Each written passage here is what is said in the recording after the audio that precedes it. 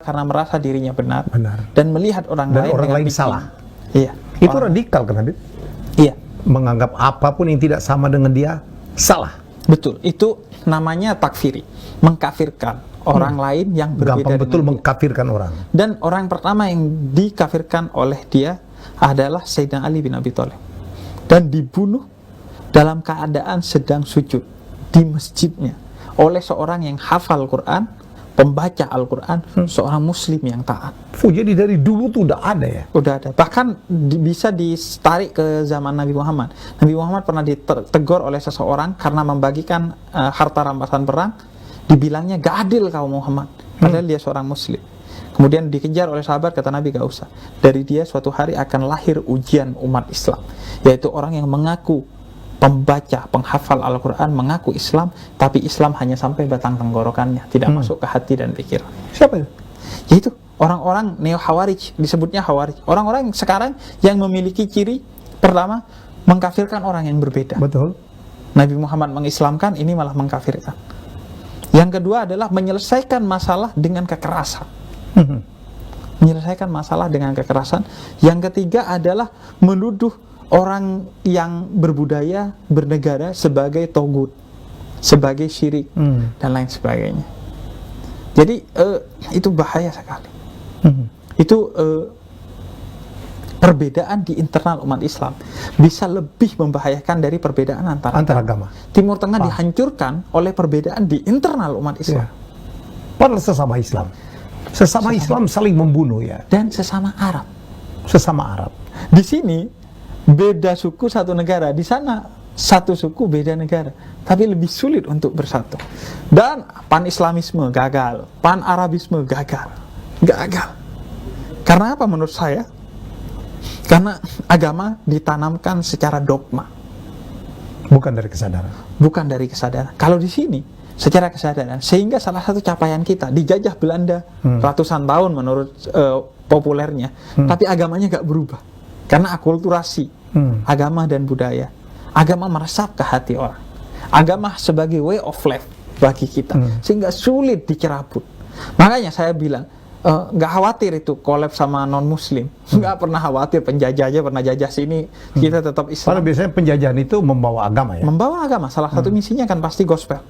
Membawa termasuk waktu Islam menguasai Andalusia kan. Negara itu menjadi Islam semua ya. Betul. Begitu Islam kalah, berbalik semua. Betul. Salah satu monumen paling menarik tentang hal itu adalah Hagia Sophia. Hagia Sophia di Turki, ya, pernah jadi gereja, diubah jadi masjid, diubah jadi museum, sekarang diubah jadi masjid. Itu kan menunjukkan bahwa setiap penjajahan biasanya membawa agama, karena agama itu kan alat untuk mencandu orang paling enak, paling gampang. Agama atas nama agama, membunuh atas nama agama, menyebarkan hoax itu baunya anyir, tapi kalau dibungkus dengan agama seolah-olah wangi. Karena itu banyak hoax atas nama agama. Imam Turmudi mengumpulkan ratusan ribu, bahkan konon lebih dari 1 juta hadis pertama kali, tapi dipilih hanya ribuan. Karena ternyata mayoritas hadis yang dikumpulkan itu adalah hoax atas nama Nabi Muhammad. Jadi dari zaman Nabi Muhammad itu ada hoax juga? Hoax. Padahal Nabi Muhammad sudah mengancam dengan tegas. Kata Nabi Muhammad, siapa yang menyebarkan hoax atas nama aku, tempat duduknya sudah standby di neraka. Meskipun orangnya belum masuk, tapi tetap aja orang. Makanya hoax atas nama agama itu sudah ada sejak zaman Nabi, tidak takut kepada Nabi. Dan dia biasanya disebarkan oleh orang pintar yang jahat, menjadi konsumsi dari orang bodoh yang baik. Banyak orang yang baik, tapi dia gak bisa membedakan mana hoax mana enggak. Riset terbaru saya baca, 63% orang Indonesia gak bisa bedakan mana hoax mana enggak. Bahkan lucunya Bang Helmi, saya beberapa hari lalu ngepost saya jualan buku, saya ngepost buku, beli di sini, saya kasih akunnya. Komen pertanyaannya Bang Helmi, belinya di mana, Bib? Literasi kita. Dari nggak nyampe 1 paragraf, Bang Helmi. 3 kalimat, belinya di sini. Nanya komen. It happened to me. Saya kan lagi launching buku nih, udah jelas hubungi di sini. Hubungin siapa Pak Helmi? Literasi kita sangat rendah.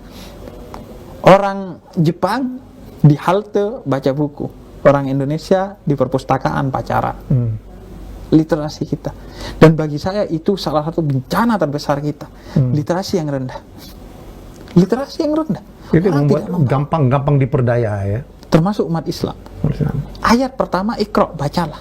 Karena dari membaca itu, kamu akan selesai urusan dunia dan akhiratmu. Kamu aman di dunia dan akhirat. Tapi literasi umat Islam itu rendah sekali. Sekarang, Bang Helmi, saya sering bilang, Imam Ghazali itu karyanya berapa banyak. Padahal risetnya gak dibantu dengan Google, alat tulisnya gak dibantu dengan laptop. Saya nulis buku, ini buku saya sudah setahun. Gak bisa nulis buku lagi, Bang. Itu literasi kita rendah sekali. Rendah literasi dalam hal menulis, membaca, atau Apalagi sekarang dengan kritikal dalam reading, membaca dengan cermat. Apalagi dengan budaya medsos sekarang, Habib ya. Apalagi Belum tahu kebenarannya di repost.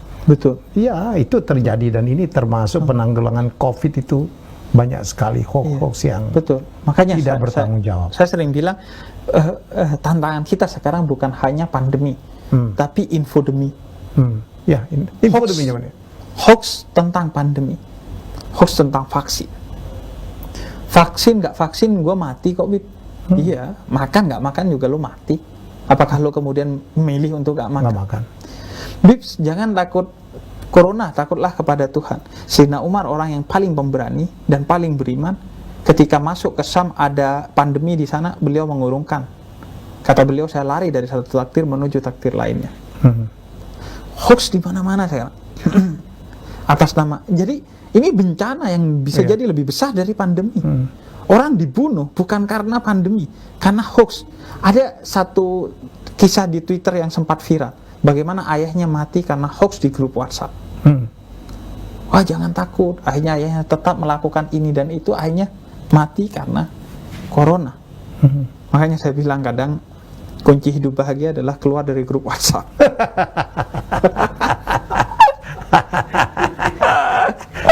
Yang bicara tapi pelaku medsos. Iya, makanya itu salah satu rumah cahaya nama saya yang ya, rumah cahaya ini rumah sehat mental yang saya bangun di Cinere melalui Yayasan Pemuda Tersesat. Itu salah satu poin utamanya adalah mengentaskan ketergantungan kepada gadget.